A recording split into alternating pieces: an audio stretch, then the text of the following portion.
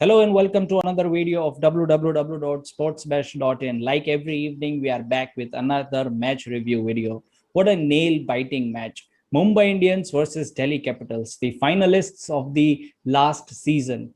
A fun fact before I begin, last season both the teams played each other 4 times, including the finals, and Mumbai Indians defeated Delhi Capitals all the 4 times. Today, however, was a different day. A young team led by young Rishabh Pant wins the match against Mumbai Indians. And the happiest man on the earth today would be Dwaipayan, a hardcore DC fan and my friend and a panelist. And the saddest man would be Shreyas Iyer, a man who built this Delhi Capitals team but couldn't be a part of it due to the injury.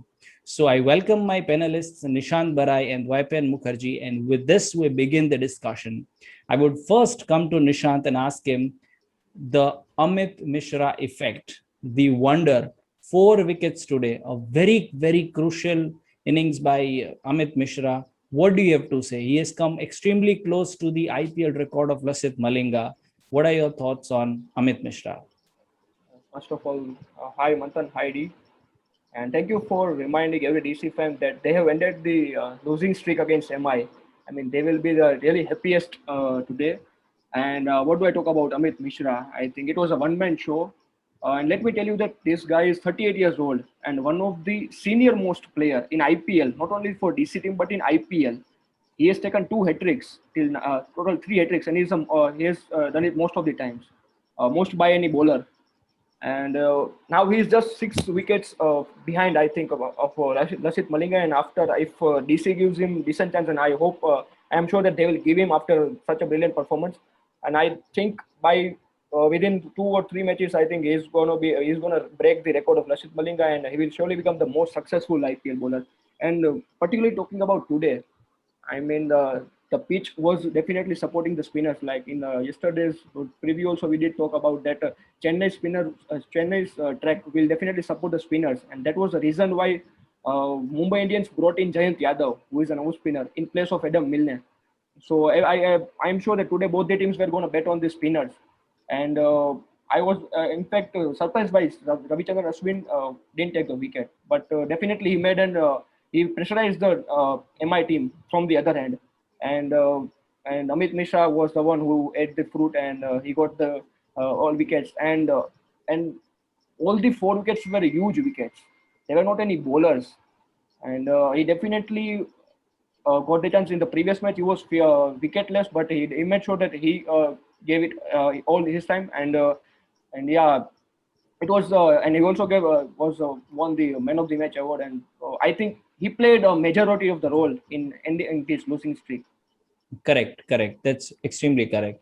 So now I would want to move to Dwaipen and ask him, like, what do you have to say about Mumbai's batting performance? I understand that the pitch in Chennai is a bowlers friendly, but then 137 was a low scoring match, right? So what went wrong? What do you have to say about the batting performance of Mumbai Indians? Yes, good question. To start with, I feel at the toss when Rohit said that on pitches like this, it is important to do the basics right. He also mentioned about not thinking too much outside the box. When Rohit came out to bat, yes, it started off very nicely. I remember MI being 67 for one at the end of the first 7 overs. So it was not a very comfortable position to be as a TC fan. But ever since, I felt that that sticking to the basics was not done rightly by the MI batting side. It's a questionable approach because one after the other, Hardik Pandya, for example, he against Amit Mishra, who, as Nishant said, is one of the most decorated IPL bowlers.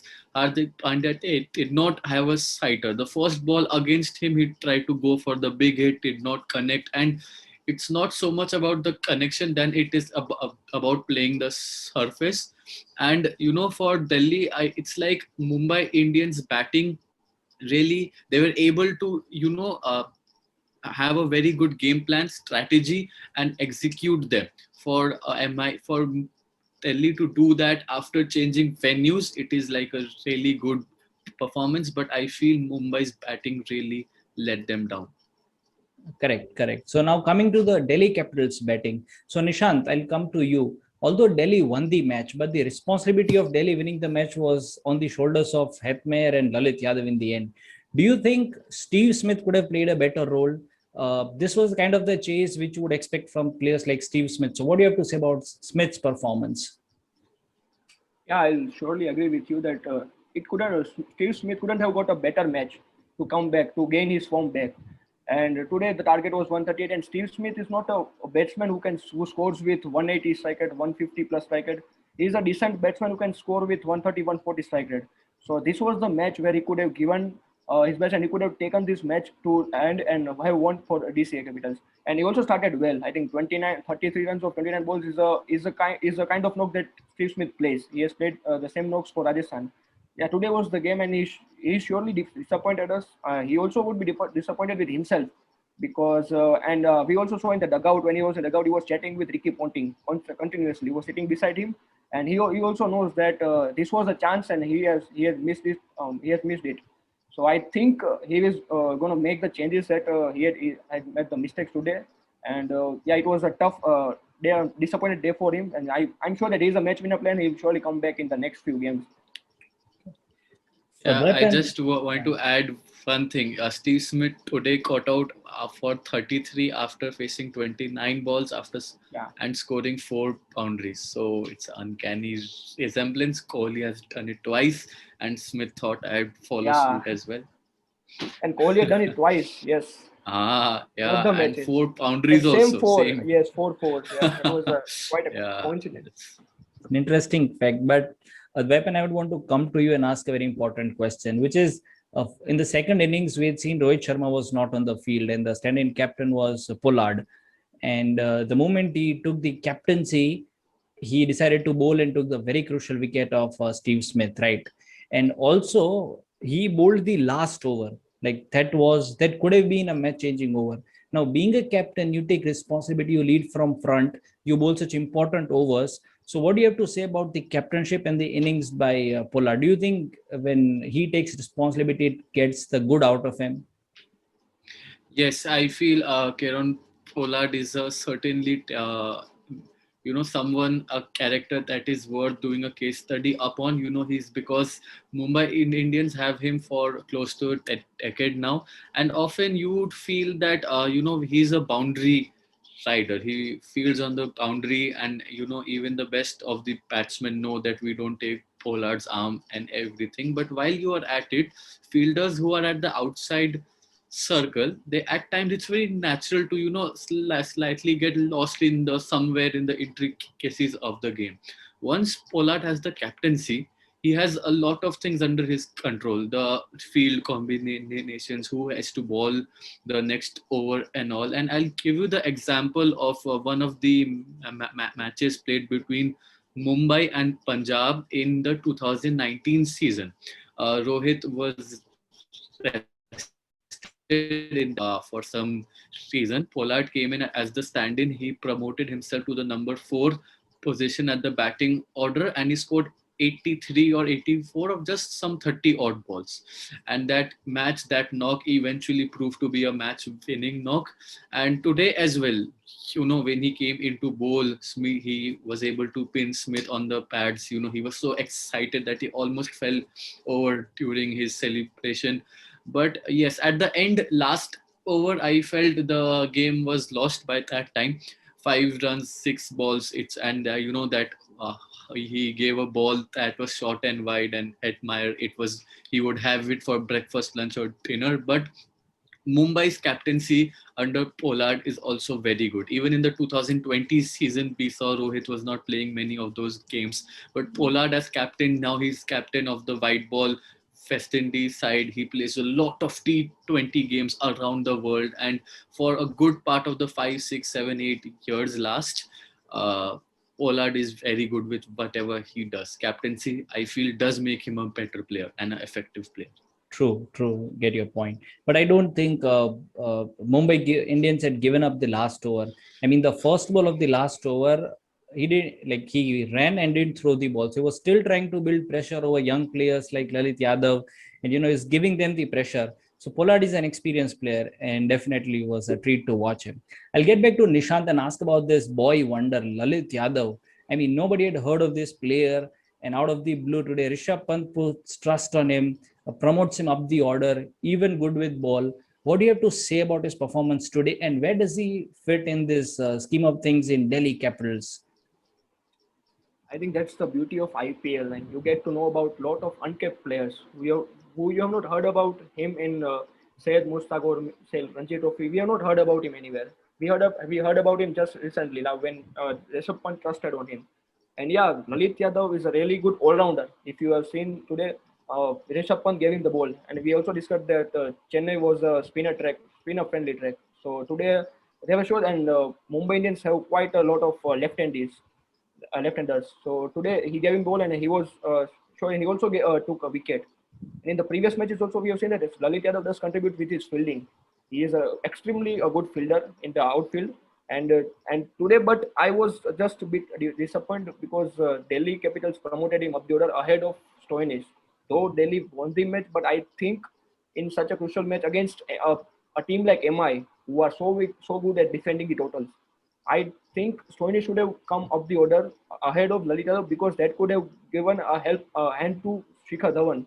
Because the thing happened that Lalit Yadav was consistently ducking up the balls and he was eating up the balls.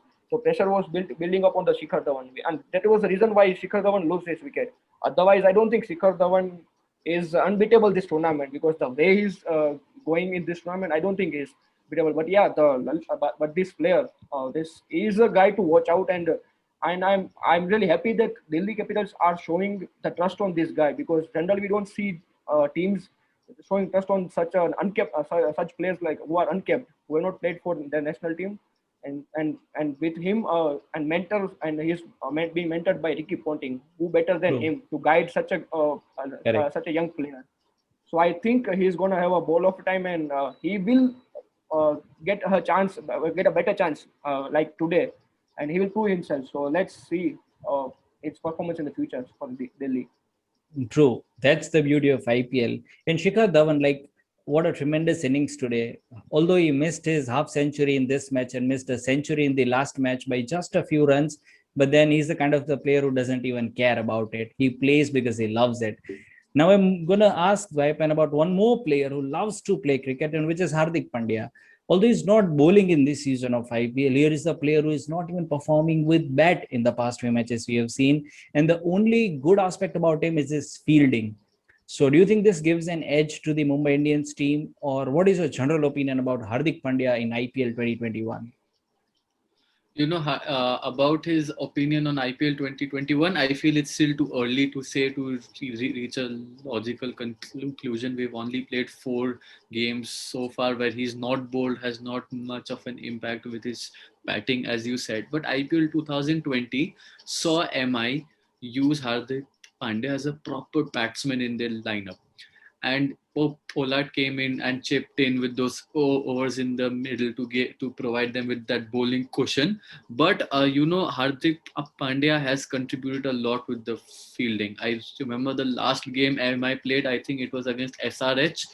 Hardik Pandya darted in a couple of direct hits. In IPL sides, I feel across all the 8 teams, if you speak of Mumbai Indians and Rajasthan, the Rajasthan side, the bowling and the batting are more or less जैसे हिंदी में कहते हैं 19-20 है same, but the fielding of MI is what gives them that edge. Hardik Pandya getting in those direct hits, you today in a when I think 49 runs were required of 37 balls, Jayant Yadav was Yeah. bowling his last over. Shikhar Dhawan played a sweep shot, and Hardik Pandya used his instincts, used his anticipation really well to stop a certain boundary. Yeah, these small things are do count up to huge things at the overall scheme of a T20 game. And MI is a great side, batting, bowling, everything. But Hardik Pandya, even though he is experiencing a rough patch, but his fielding adds to his value overall. There will be days when we will speak about how he, snatched the match from the opposition by his batting single-handedly. So I expect him to come good in the days to come. That's very true. So I would just say that it was not a good day for Mumbai Indians. They did not play good cricket as far as batting is concerned, and also bowling. I mean, It's always difficult to chase against Mumbai Indians because they have the best of the bowlers, but then Bumrah and Bolt just did not perform, and those two no balls from Bumrah couldn't have been Yeah, and hurt I'll tell Mumbai you Indians what, more. Bumrah overstepping takes us back to the 2017 Champions Trophy final, right? And Bumrah to win that twice today. True. And thanks Pollard to was not a technology, happy man. thanks to technology, Yes, correct. That's a good because point made. before this IPL, we weren't using third umpire. Third umpire was not giving no balls, and we have seen that in many matches there were the no balls were not given and the match results were completely changed. So yeah, now it's good that Yeah, we are and getting. Yeah, continue. about the no ball, I felt that when Bumrah came in to bowl the penalty made over of the match, DC needed 15 runs of 12 balls. Pant was gone, Dhawan was gone. Who was on strike? Lalit, Yadav, and Hathman. Hetmeyer, Hetman. right? Hetmeyer. So Bumrah came in, bowled those two no balls. There was no boundary in that over, but DC still managed to score 10 runs. Now And two that wickets on 15 to free. win from two overs from even an optimistic MI fan, not optimistic, any fan would have, placed a certain chance for MI even at that position of time in the match. But Bumrah's those two no balls really helped Hetmeyer, and I think he played a very small knock but a very sensible knock. There was a full toss at the end of that over. He didn't try to go for the glory shot. He placed it in the gap, came back for two, and Hetmeyer, it was impressive to see him bat that way. And not to forget, the last ball of the innings was also a no ball. So a team wins by a no ball. Yeah, Right. unusual way, Yeah. So another trivia for IPL lovers. So I think that was the perfect review of the beautiful match between Delhi Capitals and Mumbai Indians. Very seldom it happens that it's a low scoring match and yet a nail biting match, and this is a perfect example. Now I would want to come back to both of these panelists and ask them their reviews about tomorrow. A double header. You have Punjab Kings and Sunrisers Hyderabad, and you have Chennai Super Kings versus Kolkata Knight Riders. I'll first come to Nishant and ask him about the match Punjab Kings Sunrisers Hyderabad. Three questions, quick one word answer, Nishant. Who do you think can win this match? Who can be the highest run scorer? And who can be the highest wicket taker? I think Sunrisers Hyderabad will win the match, and going according to the stats, David Warner has a really good average against Punjab. He will be the highest run scorer, and Rashid Khan, he will be the highest wicket taker of the match. Entire That's match will be dominated by Sunrisers. so definitely now I'll come to Dwaipayan and ask the same question. Chennai Super Kings versus Kolkata Knight Riders. Who is going to win the match? Your opinion. Who can be the highest run scorer and highest wicket taker? Yeah, I feel Morgan as a side, as a captain, he's going through a tough time.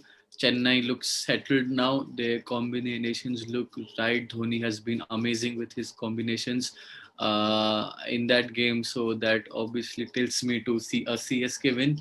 Even though I'm a big fan of Shubman Gill, but it's a team that wins the matches, not a single person. Highest run scorer, I feel someone from the Chennai camp, the top Faf du Plessis scored 33 or 17 in the last game. I feel he will go ahead.